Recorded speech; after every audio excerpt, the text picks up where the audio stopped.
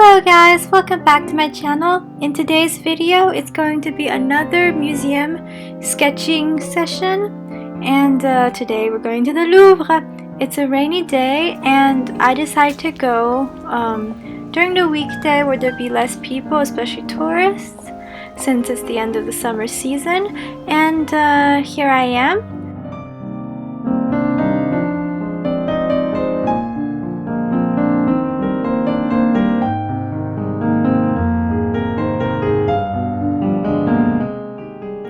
Before we start, just a gentle reminder to please like and subscribe for more arts, culture, Parisian lifestyle, and drawing content. I did get soaked in rain making this for you guys. Hope you enjoy! You can actually see the Richelieu wing through these windows. This is the entrance to the Louvre. There's actually another secret entrance, sort of secret anyways, that I used to go to called the Porte des Lions, or the Gate of Lions. Here's the ticket. It's free for art students and European residents under 25. This is the sculpture wing where I'll be doing my drawing today. And I found a cozy little place on the wall to sit down, and I could get in a good view of the entire room. So this is what I'm going to be drawing today.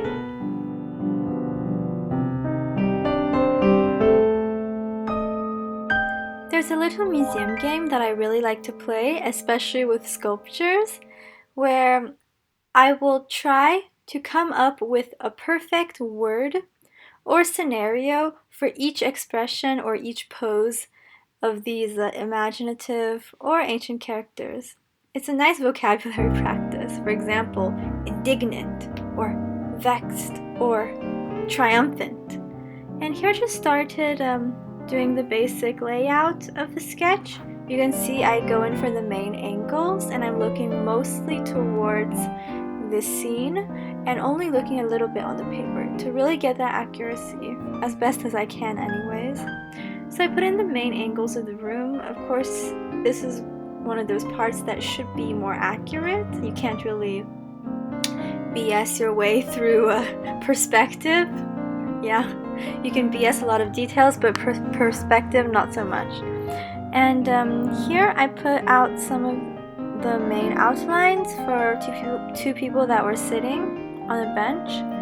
There were 4 little trees in the middle of the room that made a sort of garden effect. And then I went in with an ink pen. I just really liked using micron pens because those are the materials I use for my graphic novels. So it's almost become an extension of my body or my hand. It's the most comfy, easiest to use type of drawing tool for me. And of course you can use pencils and even graphite chunk pencils. I don't know if you've seen these before, but they exist. And in some museums, I know you shouldn't bring ink pens. For example, in the Metropolitan Museum, several years back on a school trip for my art class, we weren't supposed to bring ink pens. I totally forgot. And I drew everything that was supposed to be an assignment in ink. And I got an A-. I'm pretty sure that's why I got the minus. Anyways, here I like to go in, you see, making out gentle little outlines for the trees, for all of these forms that I'm going to flesh out. I like to skip around a little bit because it helps me not get bored. Yeah, sometimes when you have a bad sense of concentration, you really have to train it. It's the same for music or sports, I suppose. Yeah, here I'm just trying to show you I'm looking mostly at the scene and only maybe 20% of the time on the paper, 80% at real life. That's a trick that really helps you get likeness. That's the view that I'm seeing. And one of the major mistakes that lots of people make when they're drawing is that they'll look too much towards the paper and they'll lose focus on the actual scene in front of them, of the object or place they're trying to draw. And I know it's tempting to look a lot at what you're making on the paper, but it's actually a trap. because the more time you spend on a paper and the less time you spend looking, the more likely you are to make a mistake. So here you see I'm going out towards the left side. I just do a brief count of how many windows there are, and then I will estimate and draw. And usually the spacing goes okay. It's something you can really train. It happens over time, of course. And now it got sunny, but Paris weather will deceive you. It will be raining. And let me just show you. This is how the drawing turned out. Maybe 10 minutes in. No, more like 15 to 20, I'd say. This is a voiceover, you know. Anyways, I like to add in a few shadows near the end.